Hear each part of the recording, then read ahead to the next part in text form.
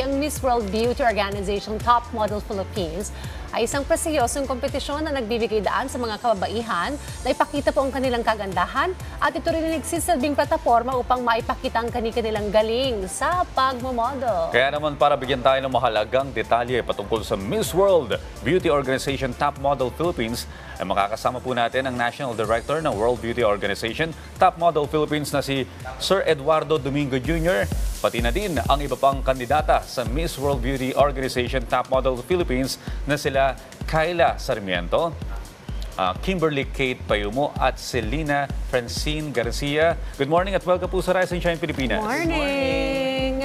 O, diba, ang gaganda ng ating mga candidates at ang tatangkad. Okay, Sir Dodds, maaari niyo po ba kaming bigyan ng overview tungkol po sa kompetisyong ito?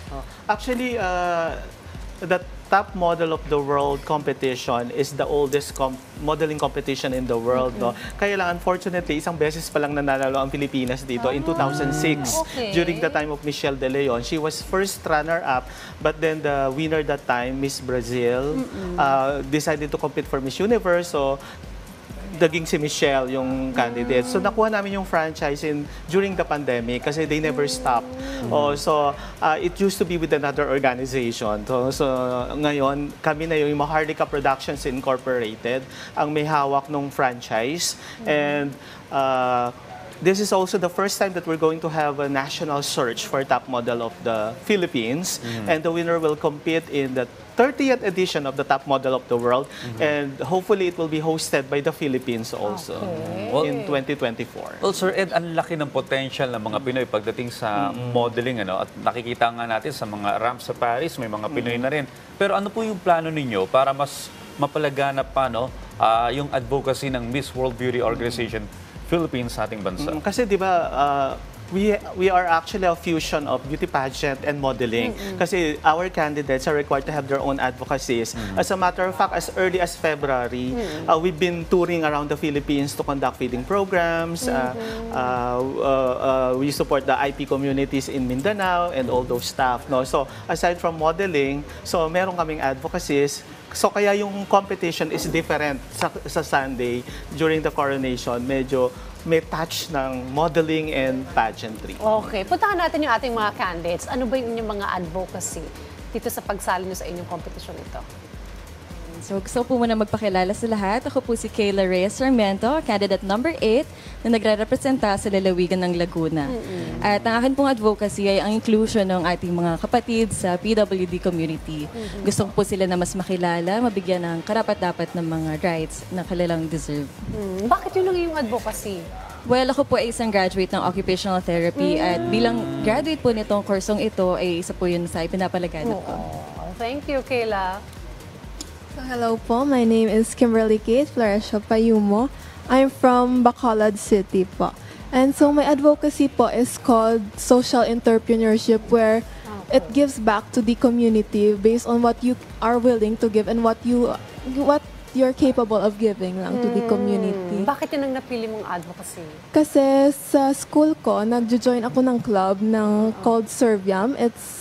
It means to serve people. So we go to community service, we give foods to children, we give foods to those na less opportunate po. So based on what we have lang po, our clothes or anything that we have, we give lang po. Okay. It's not really specific type of advocacy, but it's also a great help because you can be a part of the solution and bring impact po. All right. Very well. Celine.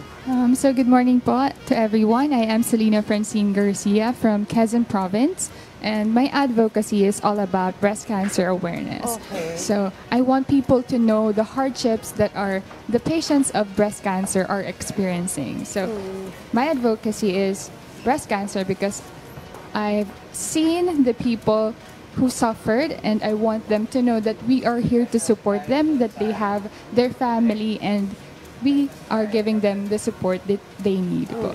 Well, Ganda ng advocacy. malalim, tsaka maraming mga nangangailangan ng mga Pinoy na information about sa mga advocacy ninyo. Pero ganun pa man, ito yung competition pa rin. Paano nyo to pinaghandaan?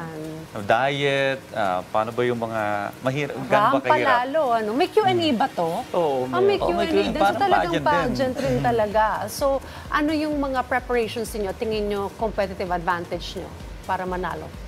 So, for me po, personally, nag-establish po talaga ako ng discipline sa sarili ko. Aside from nga po, pageantry, I'm also working and I have been handling a small business. So, juggling between those things, talagang it's not easy po talaga to balance the time. Samahan po natin, tulad nga po ng sinabi niyo, yung mga pasarela trainings, mga Q&A, courtesy visits, and sponsor visits. So, it's about knowing your priorities po talaga.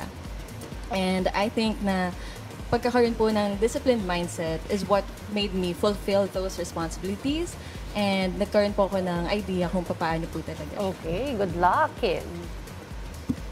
Sa akin naman, agree naman ko sa kanyang sinabi. Because I believe that we also need to do time management.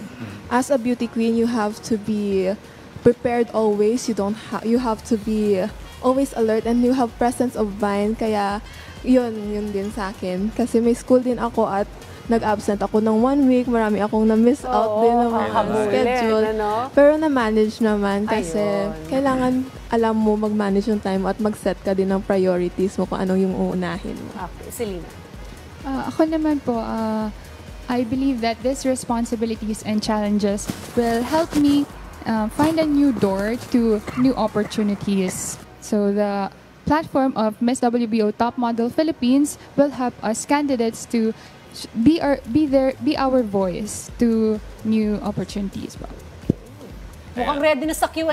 Kaya nga. Mga candidates. So, Sir, doon ano bang criteria natin sa pipiliin natin? Well, aside from the usual criteria, no, that you're supposed to be tall, beautiful, and all, syempre may X factor, and that one is something that you cannot explain. No, the moment you go Enter out the on the room, stage, then the judges will definitely see, oh, eto may dating to, eto gusto ko to, di ba, yung mga ganun. At saka syempre, we observe them because they are under quarantine right now. Ino-observe namin yung attitude nila, yung behavior nila. Meaning naka-house sila sa isang hotel. Pagkatapos, without them knowing it, ngayon alam nyo na, ino-observe kayo ng ganun staff, talaga yan ino-observe namin kayo, lumalabas ba kayo, nag-sneak ba kayo sa gabi, yung mga gano'n. So kasi beauty Attitude queens to, kasama rin attitude yun eh. talaga at the end of the day. Coronation nito ay kailangan. On Sunday, we would like to invite everybody to please support the the WBO World Beauty Organization Top Model Philippines on Sunday at 7 o'clock sa University of the Philippines Theater in Diliman, Quezon City. How many ba silang maglalaban? 37.